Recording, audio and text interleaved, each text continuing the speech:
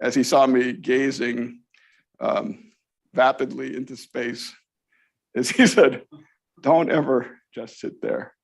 He said, "Always keep thinking and think about what is the big idea that you're trying to promote."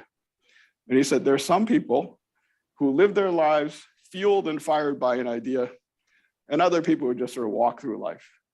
You see, be the first kind of person. So I'm feeling very guilty toward my father about this. I thought, okay, I need to have a big idea. What is it? And what it's turned out to be in both my academic work and my government work is the idea of smart power in action, and international law as an element of that smart power. Not hard power like military weapons. We see from Russia's performance in Ukraine that only gets you so far, or economic power like sanctions, but soft power. Or Hillary Clinton coined the phrase at the start of the Obama administration that US foreign policy should use the full range of tools at our disposal, including defense, diplomacy, development, respect for law and human rights, and public-private partnerships to achieve outcomes. Now, if you're interested, Karthik gave you some readings about this, short readings about this incident. Her book, Hard Choices, has a chapter about it, which in fact I've gotten on a PDF. I can send it to you, to send to the registrants here. Also, Politico magazine is doing a 10-year retrospective on this. And when that article comes out, I'll send that to you as well for distribution.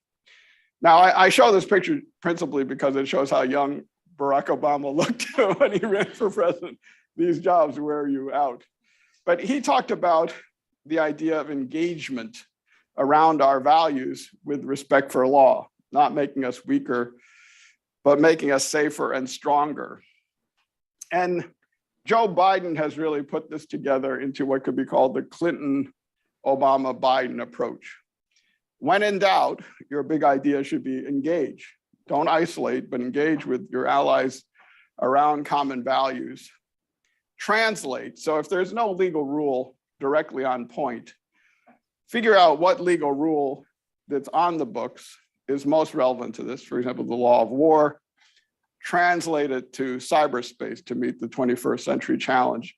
And then try to use that legal principle or idea as the foundation for building a sustainable diplomatic solution with these other tools that might be available.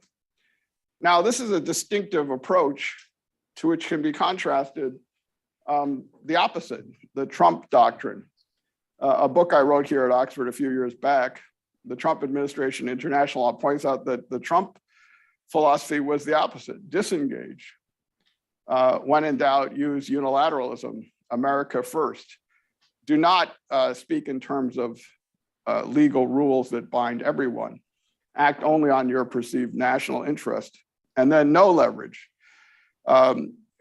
Have no particular strategy or plan for multilateral diplomacy. What a disaster that would be. You know, Trump wanted to withdraw from NATO. Can you imagine what the last 2 months would have been like if the United States had gone to war against NATO and where we'd be right now? Nevertheless, he's a very popular figure and he might be back. So this brings us to the Chen incident and the lessons that it gives us about law and diplomacy. And I want to talk first about what lawyers do. First of all, lawyers care a lot about precedents. When you're in a new situation, you try to figure out, did something like this happen before? And if so, what is the relevance of that precedent and how that outcome came about to what we're trying to do today? Secondly, under pressure, you have to decide how you're going to prepare to be able to give the legal advice you need. You have to figure out who is your client, particularly in a complex situation where there are many stakeholders. And you have to decide whether the outcome is a deal or a dispute. If it's a deal, what kind of deal do you make? If it's a dispute, how do you channel the dispute into some sort of peaceful dispute resolution as opposed to dispute resolution by force? Lawyers care a lot about writings. Will there be a writing, a contract or a treaty or memoir, a memoir or something at the end of the deal? Because if so, you have to be thinking about the words that are going to be there.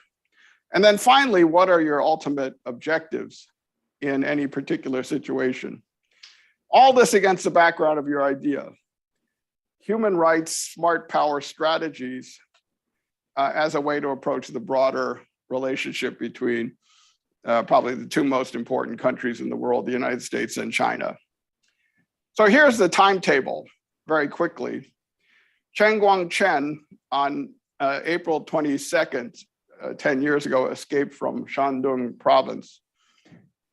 4 days later, he entered the US Embassy in Beijing under a set of marching orders that we got from Hillary Clinton, Secretary of State. His wishes, our values. 6 days later, or maybe more than that, I was told early in my career, never do arithmetic in front of other people. You know, they lose confidence in you. But whatever was the difference between April 26th and May 2nd, I don't even know when May 2nd is this year, but he left the embassy, was reunited with his family and asked to go to the United States. The next day, China and the United States concluded something called the Strategic and Economic Dialogue with an announcement that Chen could apply for a visa to go to the United States. And on May 19th, 2012, Chen's family arrived in the United States, where they have lived for the last 10 years. And as you'll hear in a moment, Chen is now an American citizen. So that's the story in quick compass. And we'll return to the story over and over again. To me, the most important date in here was actually May 22nd, 2012, which was our son Will's college graduation. All this was occurring when I'm thinking, am I going to make my son's college graduation?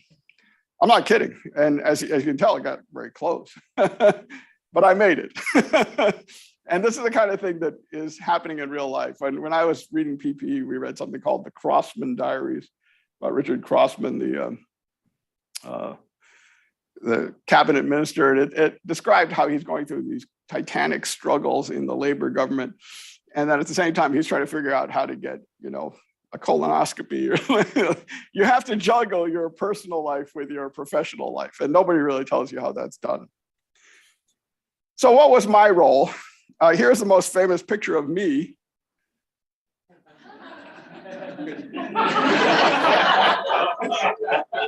It later became a meme. I almost wore the same necktie today, but I didn't want everybody to know I only have one other necktie besides this one.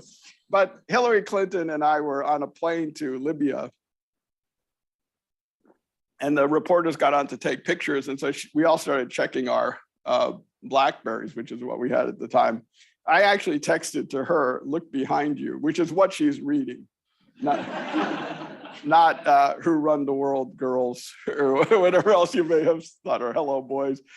I had first served in government with the great Madeleine Albright, really a remarkable human being whose funeral is tomorrow, but who gave me my chance in government. And through that, got to know Hillary Clinton much better.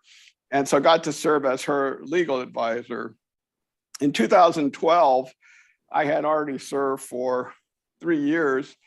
I could see that the end was coming because Hillary was going to leave January 2013 to run for president, we all thought, although she didn't say. So that was my role. One of my main roles, which was probably a reason I was asked to work on this matter, was that in Cairo, earlier in 2012, there was the famous demonstrations at Tahrir Square. And what happened is this young man, Sam LaHood, who was an NGO activist and the son of Ray LaHood, who is Secretary of Transportation, were being pursued by the Egyptian police, and they went into our embassy in Cairo. And the question was how to get them out. So I was sent along with somebody else to get them out. And what we worked out was a deal whereby they would be tried, convicted for a nominal offense, and then expelled from the country. And so that's how they got out. And after that, people started calling me our exfil guy, the exfil guy, which is someone's in an embassy, you're called there to get them out.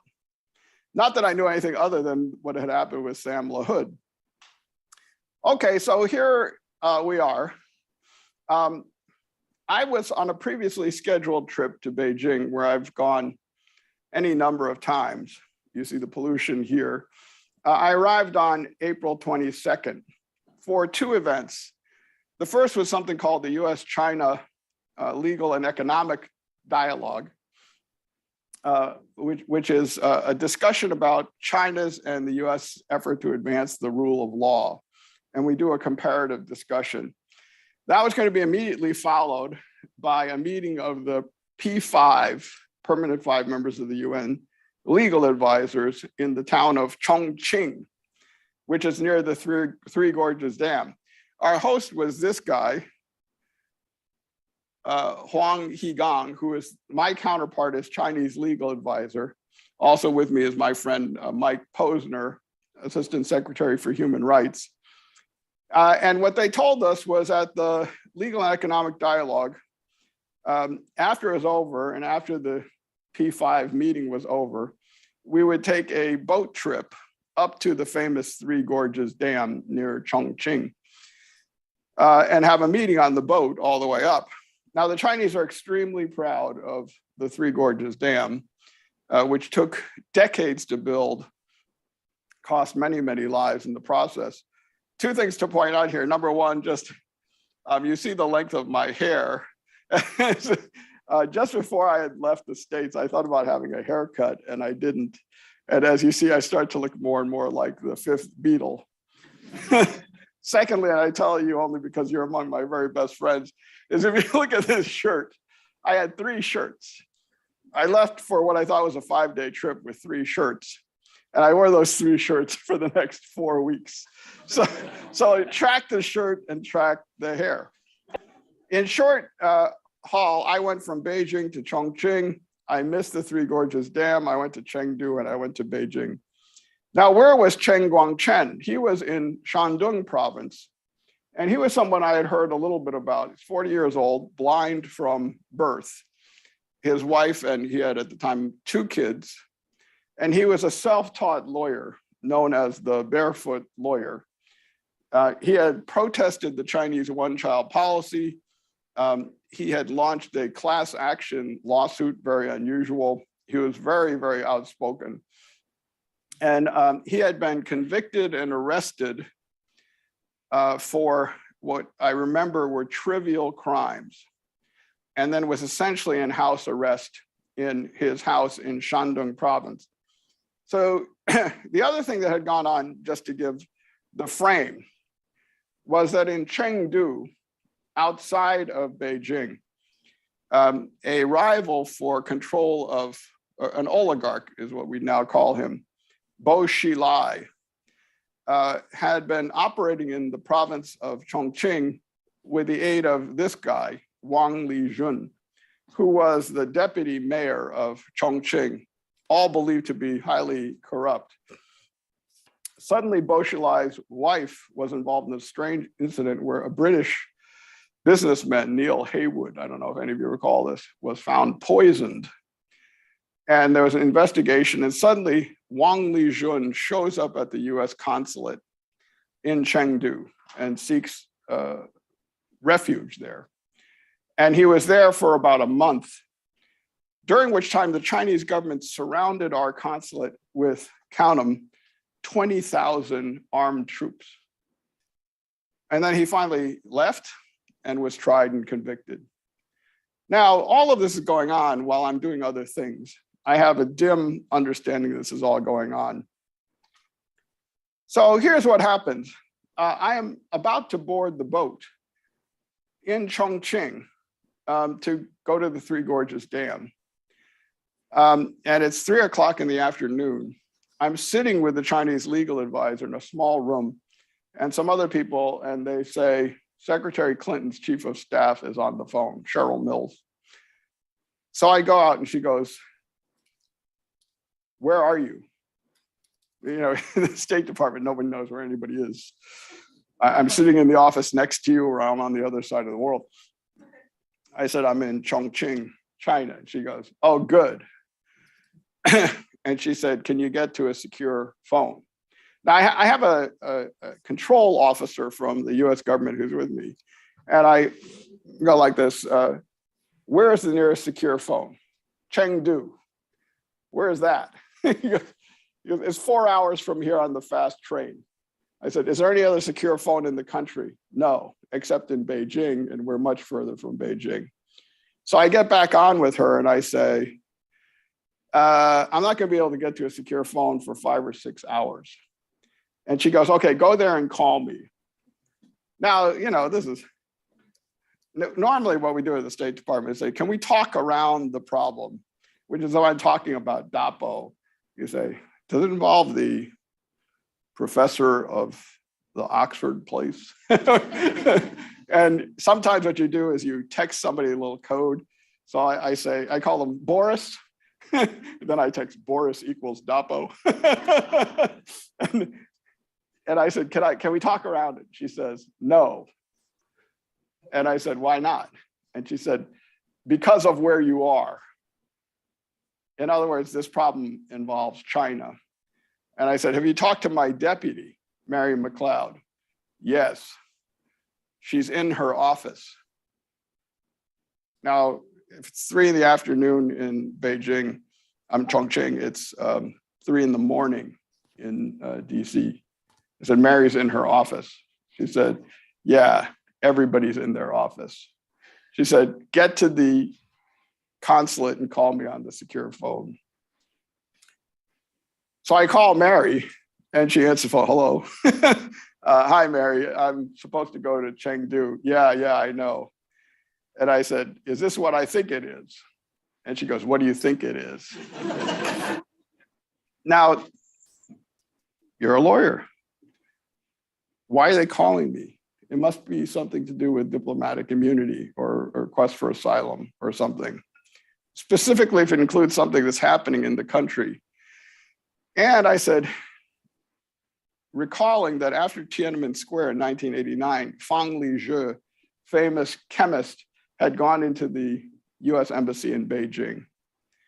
So I said to her, is this like The Scientist? And she says, yes, but it's a little different. And I said, why? And she said, because of his unusual physical characteristics. So I knew that Cheng Guangchen. Now, this is how we do business in the State Department. I could have been wrong, right? There's no way to confirm otherwise, but that's all I'm gonna know for the next 6 hours. And they rushed me to the train station in Chongqing while I'm thinking the following questions. How do I get informed? How do I find the relevant precedents? How do I get to the scene, wherever the scene is? How do I get with my people? How do we develop a strategy? What is the legal issue and how do I separate it from the other issues? And then how do I develop a legal argument that supports the grand strategy? These are all things I'm thinking. Now, one of the things that I often do is I have 3x5 card. I sometimes carry a bunch of them with me. And I just write on the top, get informed, relevant precedents. Why? Because then you lay them out on the table and move them around and try to see if you can come up with a solution. That's lawyering on the fly. Now, just to give you a sense of locations, here is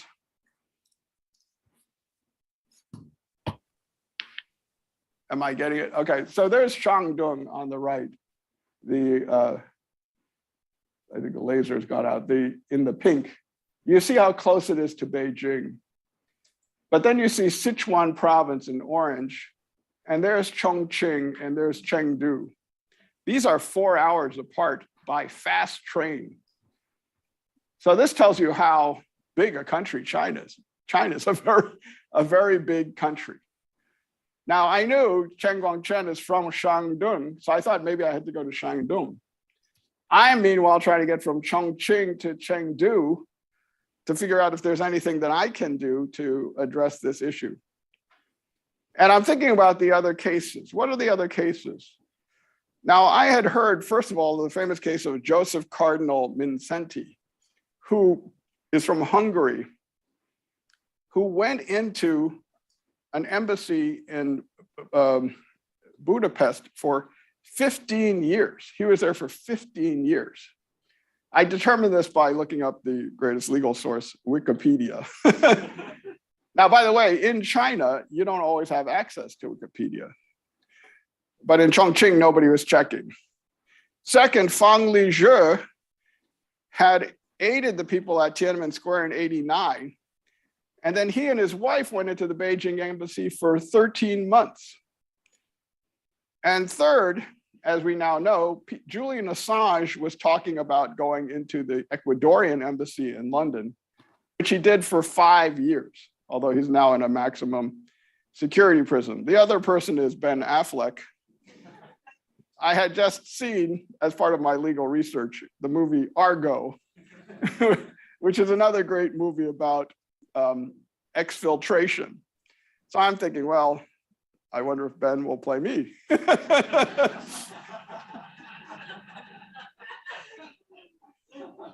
I think Jackie Chan was more like it.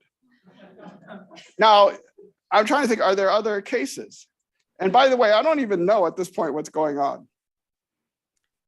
So I rushed to the train station where the consular officials from the US are saying, get to the train station and there are 7 lines of people waiting.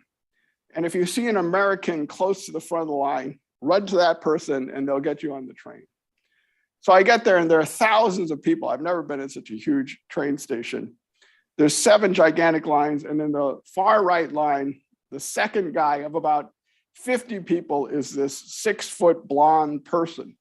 And I run up to him with my bag and I say, I'm Koh. He goes, we can just barely make the train. We run to the train, we get on. And we're sitting there surrounded by various Chinese passengers. And he suddenly says to me, this blonde guy, I saw you speak at Harvard Law School. I said, wait, who are you?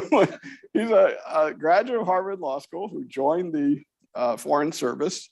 He's a fluent Chinese speaker. And so he was assigned to Chengdu. And so I said, and what have you been doing in Chengdu? And he goes, we've just been dealing with the Wang Lijun incident. It's like the most incredible experience of my life. So I said, you know what? I got nothing but time. Tell me every single thing that happened. And I'm writing it all down on a little piece of paper. Meanwhile, he whispers to me, Chen is on the loose. Oh, no. And I said, what do you mean? Chen is on the loose. He says, Chen is this one, so the Q&A camera. Yeah, we can hear you. We can hear you. We can hear you. He said, Chen has escaped from house arrest in Shandong. He's made his way to Beijing and he's in hiding, asking to come into the US embassy. More than that, he climbed over a bunch of fences and he broke his foot. So he's blind and he can't walk. So this is your problem. Now, by the way, this is like my second worst nightmare. My worst nightmare, of course, is the one that you've all had. I'm in my pajamas and I have to take an exam for a course, which I never enrolled for. Anyway, I had that dream many times. I'll probably have it again tonight. But this one is even worse. You're an international lawyer. You're responsible for someone's life. The bilateral relations of 2 great countries are on the line. You have no books. You don't even have the internet. You have no team. You don't even know who your team is. You don't even know what your objectives are. And you got to figure out a way to get to a solution.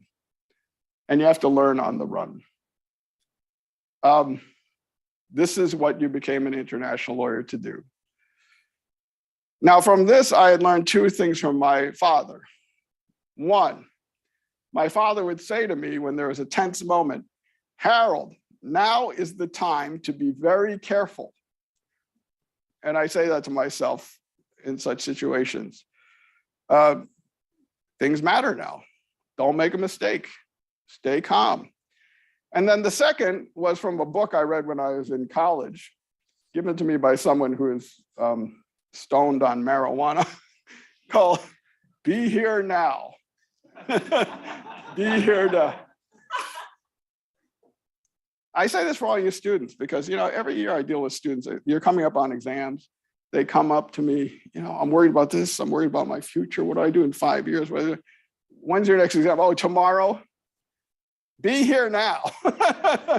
Forget about that. You got to solve this problem. Center yourself. Figure out what you are doing. Okay, so I'm on the train with this guy, and he's telling me all about what happened with Wang Lijun. And he says, the critical thing was that Wang Lijun asked us for political asylum. Did you give it to him? No. Why not? Because the guy's corrupt. And more than that, he's not different from a million other people.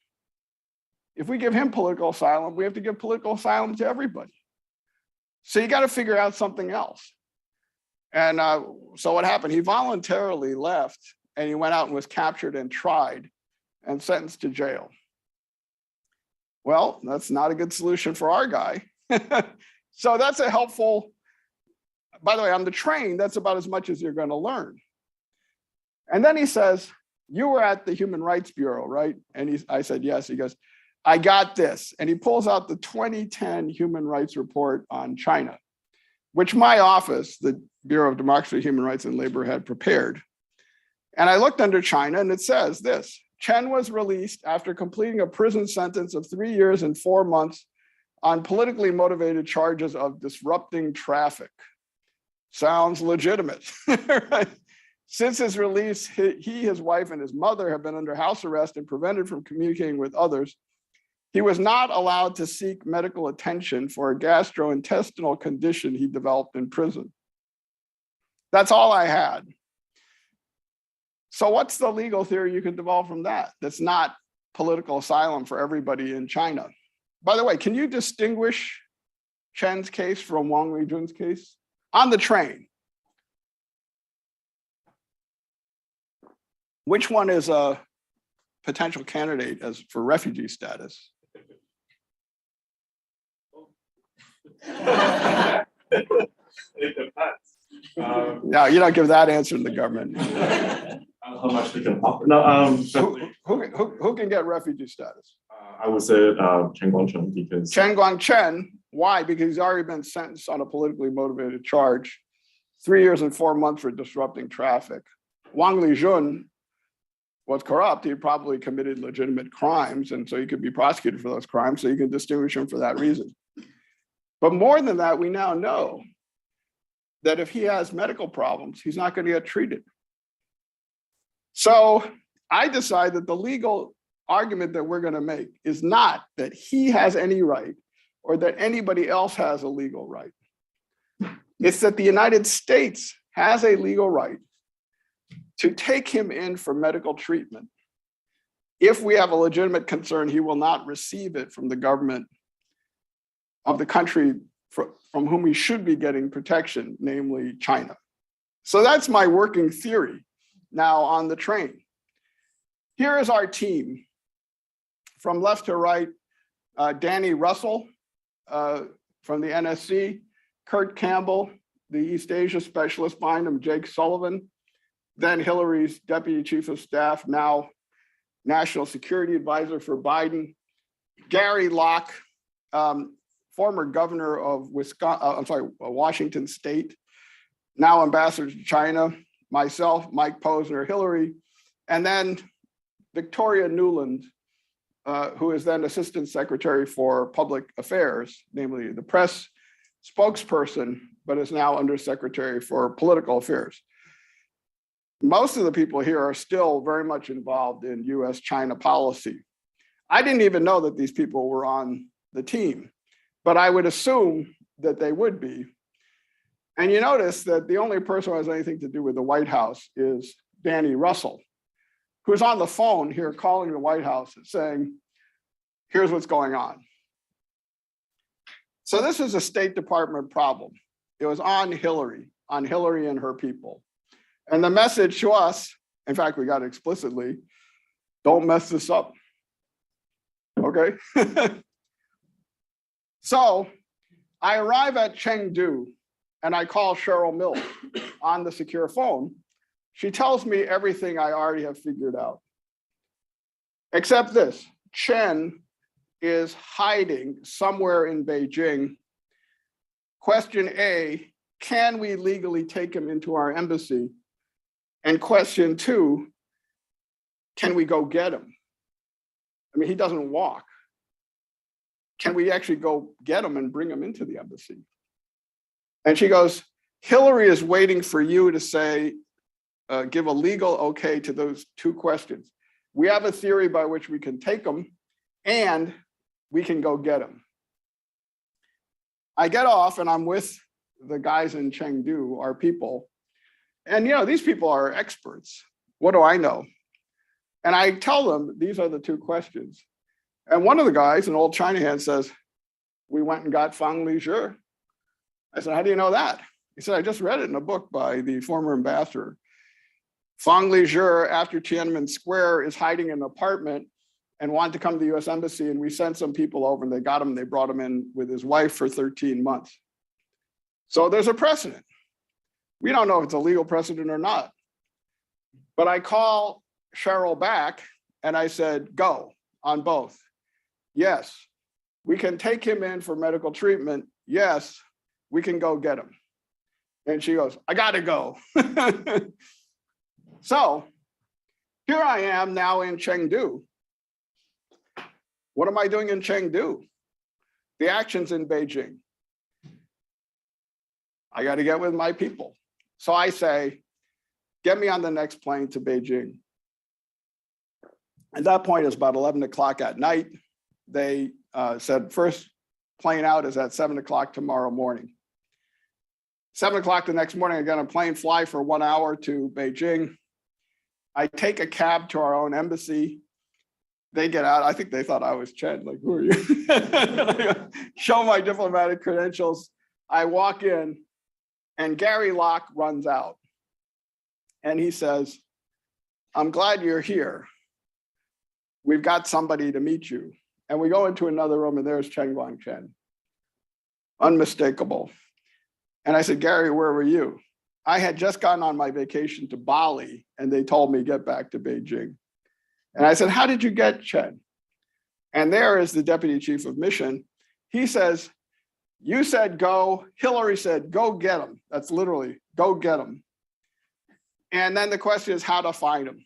Now they were in touch with friends of his and they said, we will have an embassy minivan and you'll be in your own car, which also turned out to be a minivan, and we'll rendezvous with you and we'll move them from one minivan to the other.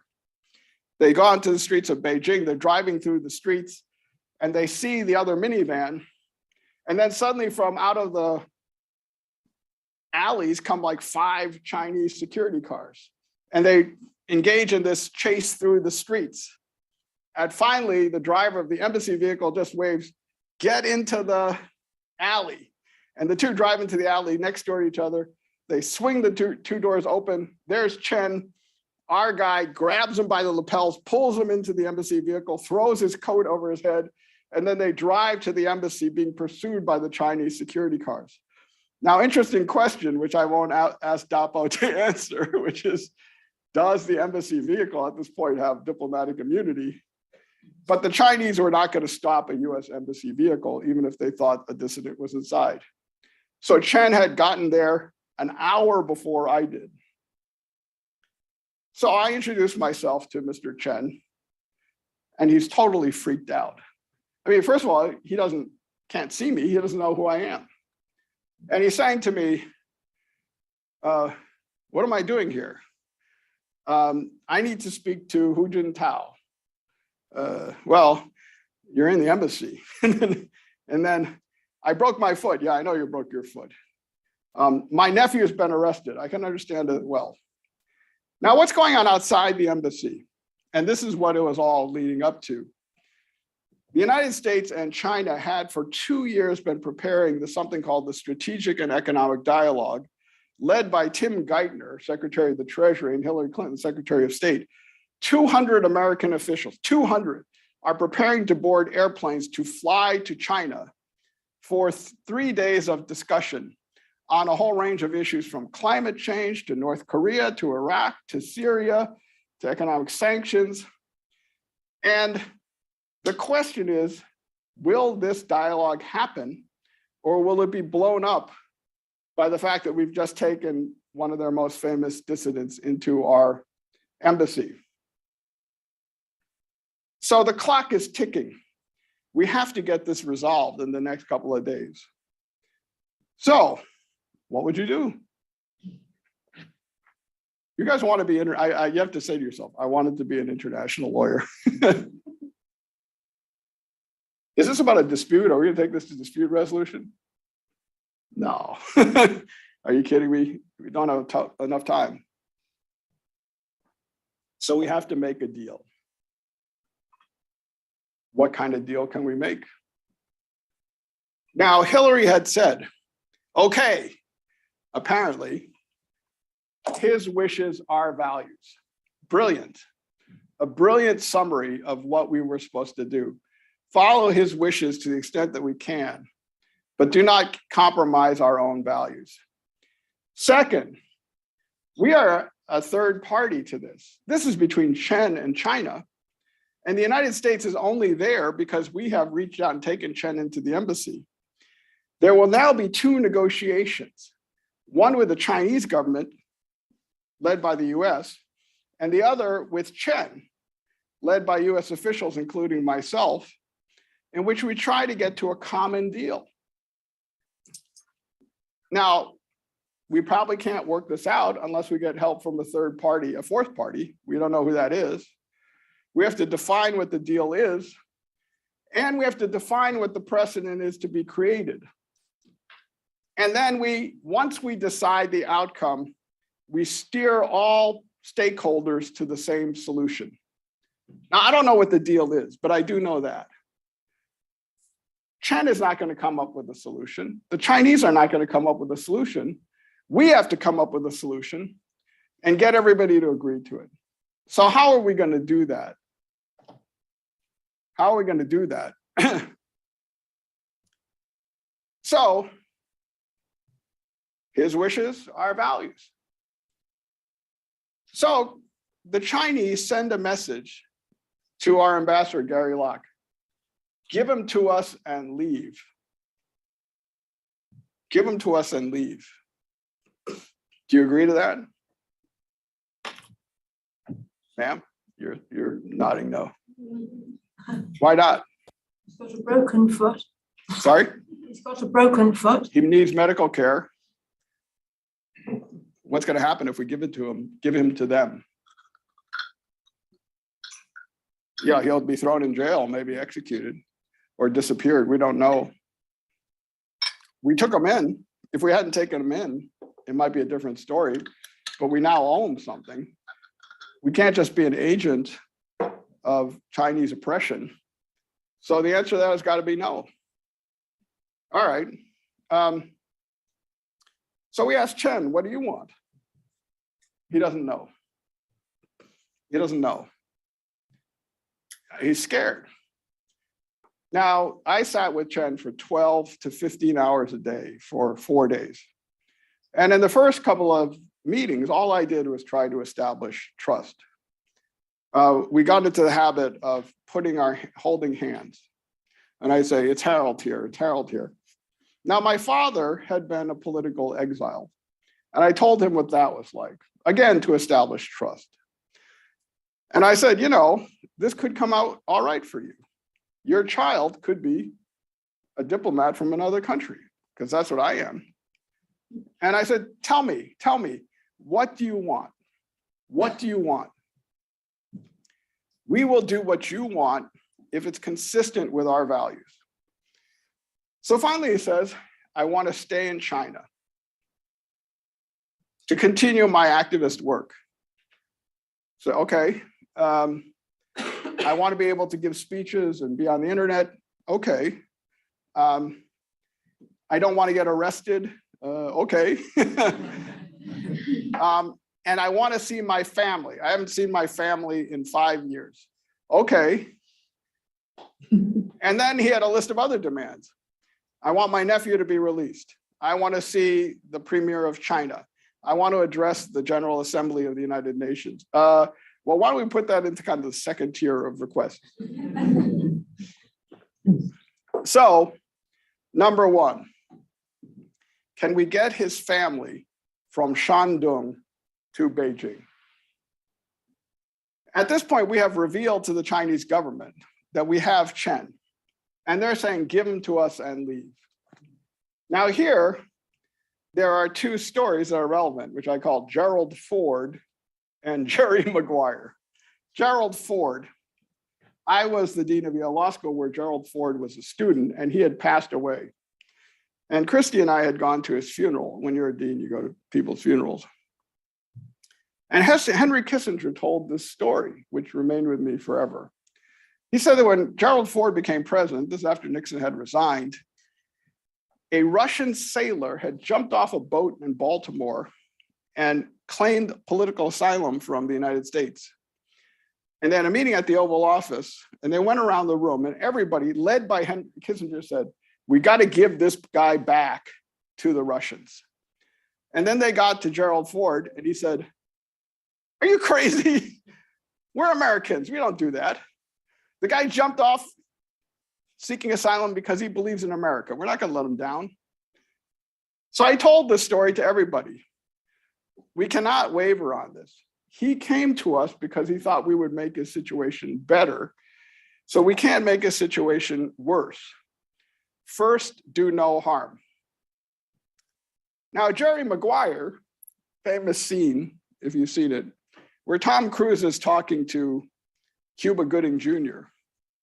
And they're arguing, and finally Cuba Gooding Jr. says to his agent, you think we're fighting? I think we're finally talking. In other words, you could be in a moment of extreme tension and actually be having a negotiation. So the question is, how do we get the Chinese to talk to us about the outlines of our deal?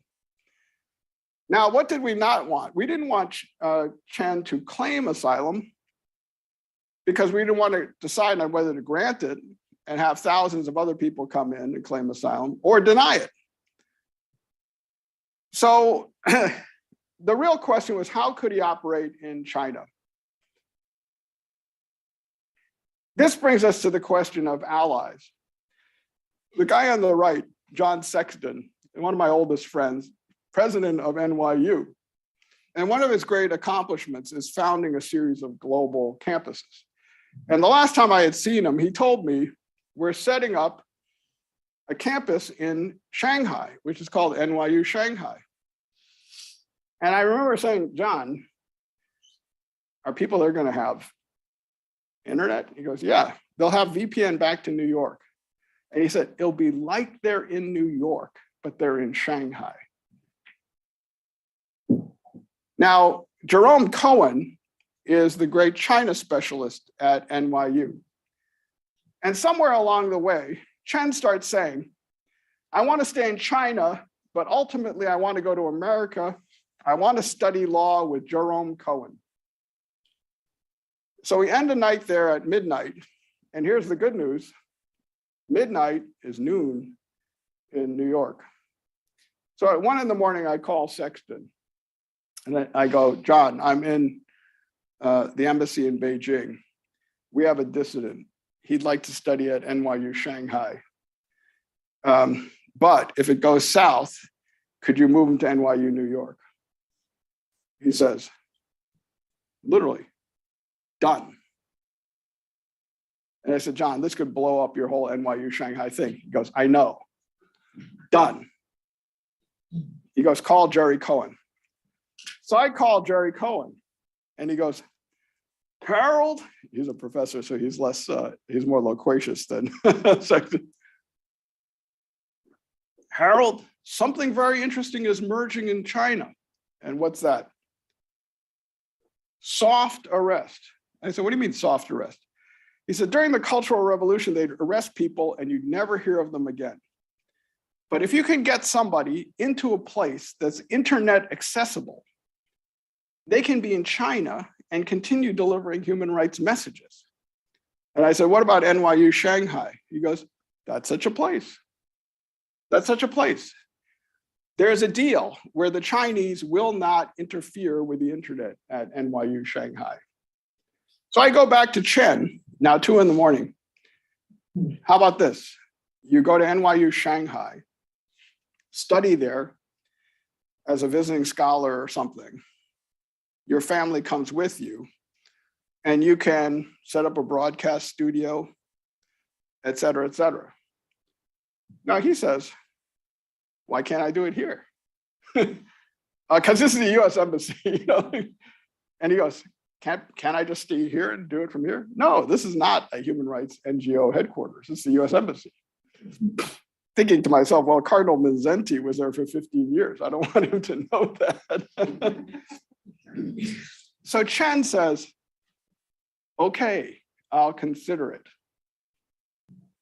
The next morning, who arrives but Kurt Campbell from Washington, very troubled.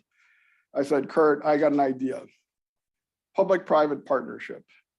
We got a legal solution here, which is we grant medical care, access for the purpose of giving medical care, and build around that a public-private partnership where he goes to NYU Shanghai as a student or visiting scholar. And if it starts getting hot, he moves to New York. By the way, he doesn't change his affiliation. He's still an NYU student wherever he is, because global universities don't necessarily respect borders.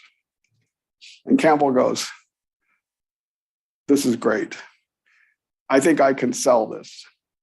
So we go to a meeting with the Chinese negotiator, Sui Tengkai, later the ambassador to the US. And we say to Sui, this is our plan.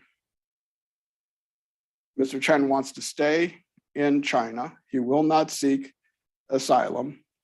We will have him be a student and be a professor.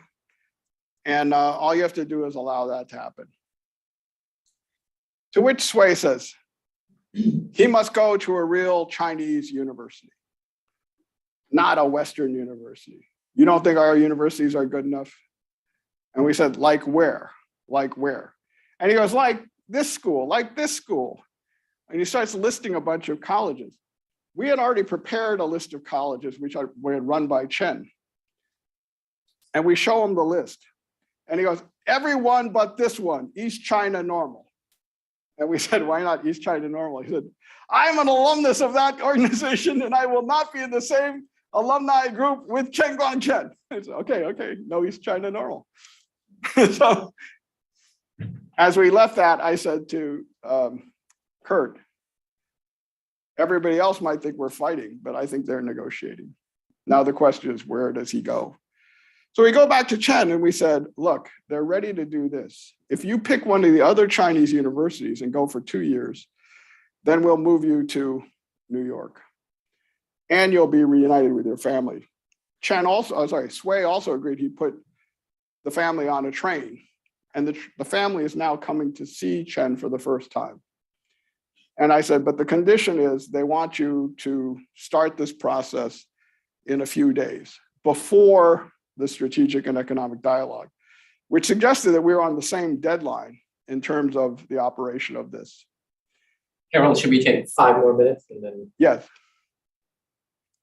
So we sit with Chen, explain this, and he suddenly says, I want to stay here. I want to stay here. And I said, look, did Nelson Mandela spend his life in the US Embassy in South Africa? And he said, no. And then suddenly he says, so and he jumps up. At that point, we all step back and photographers take pictures. Why? He's voluntarily leaving the embassy. We didn't coerce him. So here we are, leaving the embassy. You see my hair has now grown out. We're all celebrating. In the car, Hillary Clinton calls Chen and he says to her, "I want to kiss you," which we all heard. And then his family arrives and they're reunited. Everything's great, total success. We give Chen 3 cell phones and he's going through a comprehensive medical workup. And guess what? We cannot communicate with him. All phone lines going in and out of the hospital are being jammed. I meet with our embassy communications people and I say, how is this happening? Are they jamming at the SIM card? Are they jamming at his SIM card? How come all 3 of our phones aren't working?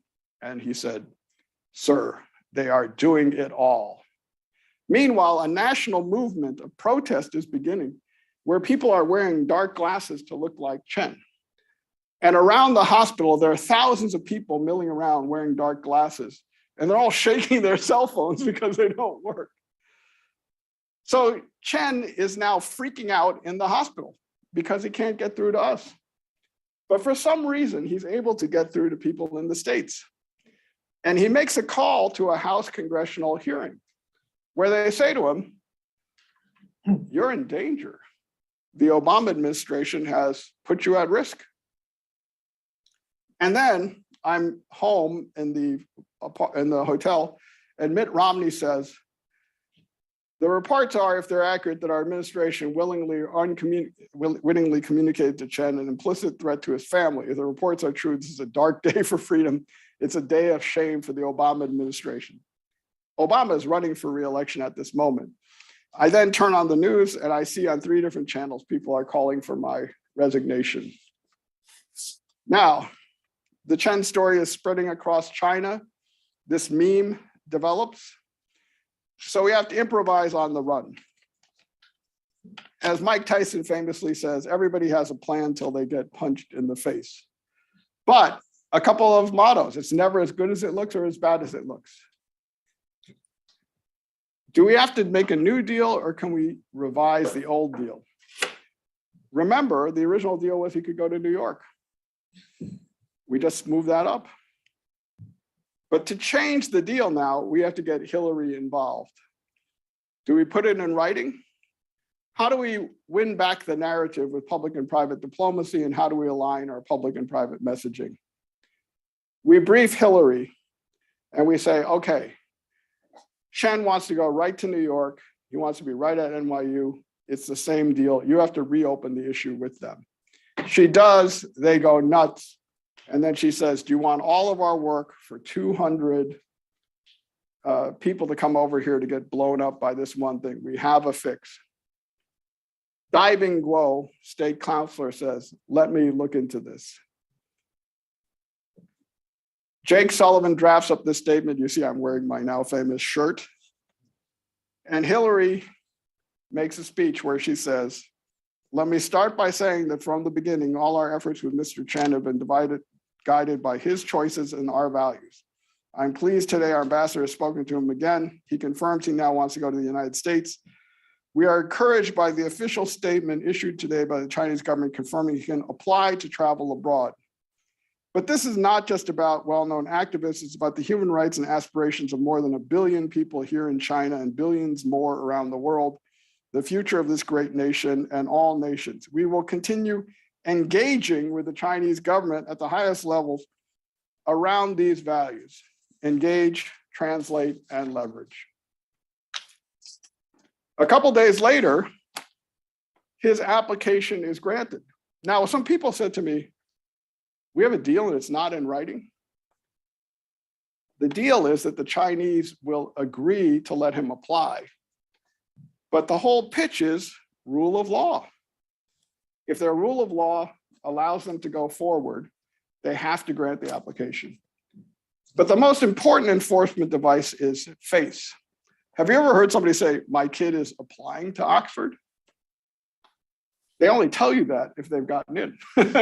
They will only say he's applying for a visa if they've already decided to let him come. So the enforcement device is face. That's the Asian way.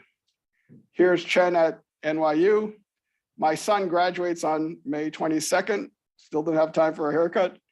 Come down and we have a reunion in his nice apartment in New York. Hillary and Chen finally meet. He wins a series of human rights awards, and he has a reunion with Batman, Christian Bale. That's not the end of the story.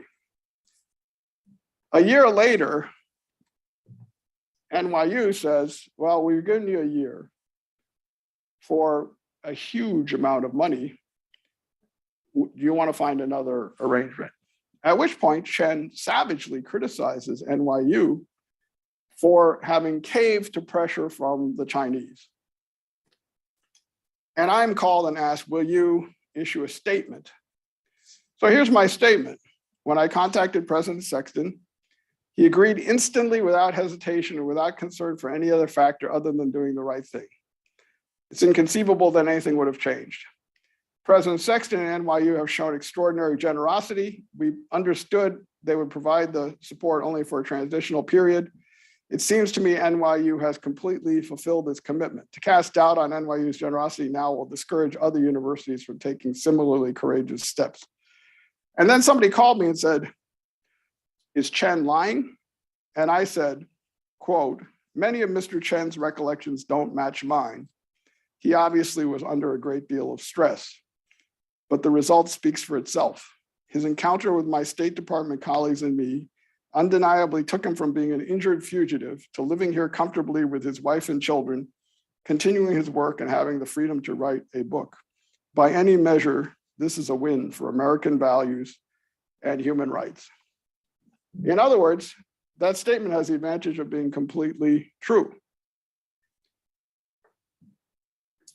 By 2020, Chen had become a Republican. He backed Donald Trump. He criticized Joe Biden. He was being supported financially by a group of anti-abortion activists. And in 2021, he became an American citizen. But what are the lessons? What kind of precedent are you trying to create? We decided to create a very narrow one.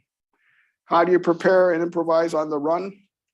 How do you decide what your client, who your client is? His wishes, our values. Do we do a writing, or do we let there be some other kind of enforcement device? And how do you figure out the end state that you want to achieve that's revisable depending on changed circumstances? We learned that we did not want him to lose his autonomy or face a new soft arrest, that the enforcement device here was principally face, and that there was a new paradigm because of the role of the internet. The broader implications we can talk about during question and answer, but the idea remains engage, translate, and leverage. And we can talk about this in terms of the broader question today. What levers do we have for human rights with China? Would smart power and engagement work with China today? And how would it work to persuade China to help stop Russia's aggression toward Ukraine? All issues we can discuss. But that's what happened 10 years ago. That's my story, and I'm sticking to it.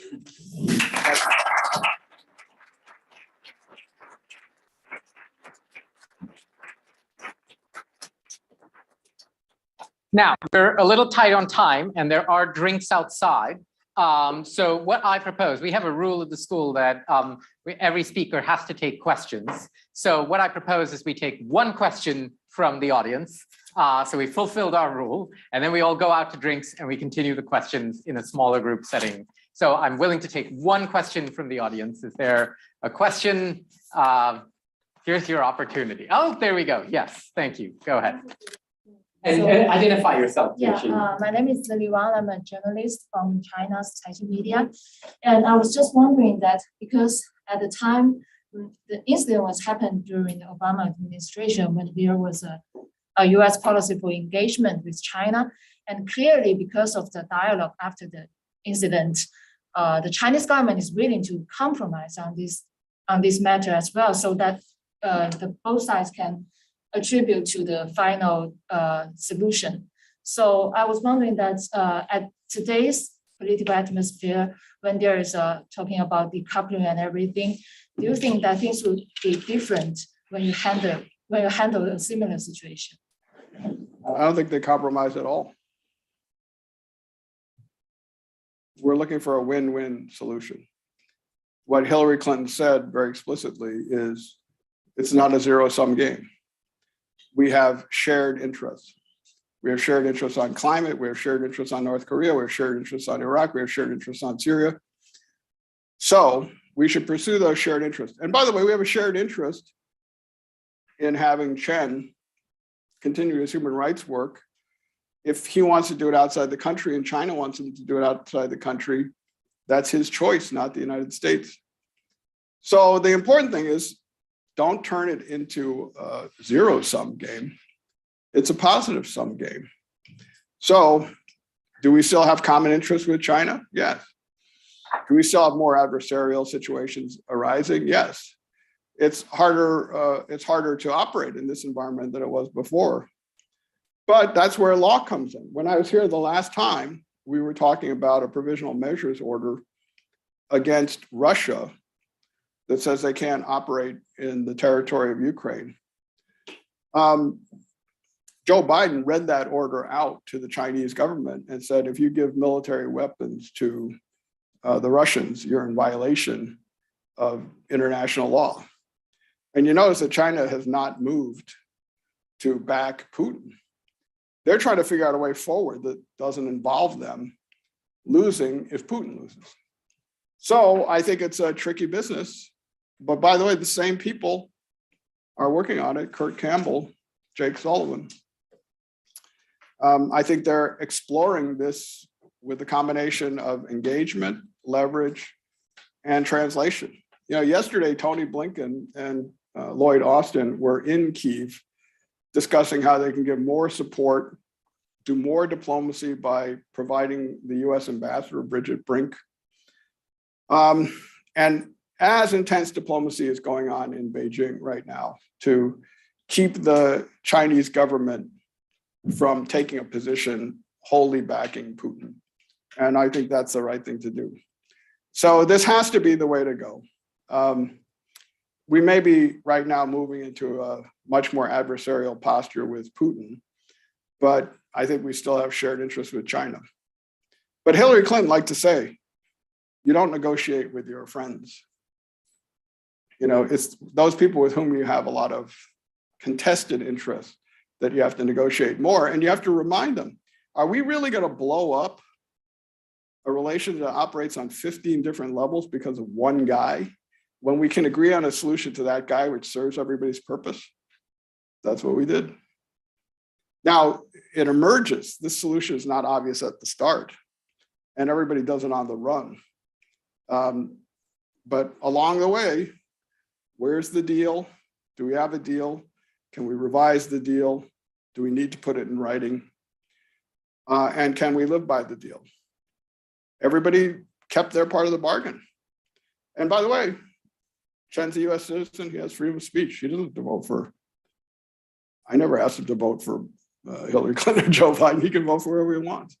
You know, it's a free country. Excellent. And on that note, I'll invite you to join us for drink outside, and you can, of course, engage with Harold thereafter. Yes. Good, thank